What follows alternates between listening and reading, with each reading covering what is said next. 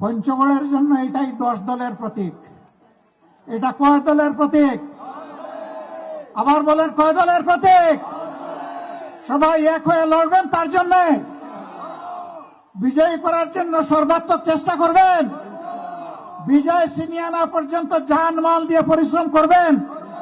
ধন্যবাদ। আলহামদুলিল্লাহ, সাবেক জনপ্রতিনিধি আগামীতে আরো মর্যাদা নিয়ে আল্লাহ তাকে প্রতিনিধি বানাবেন ইনশাআল্লাহ।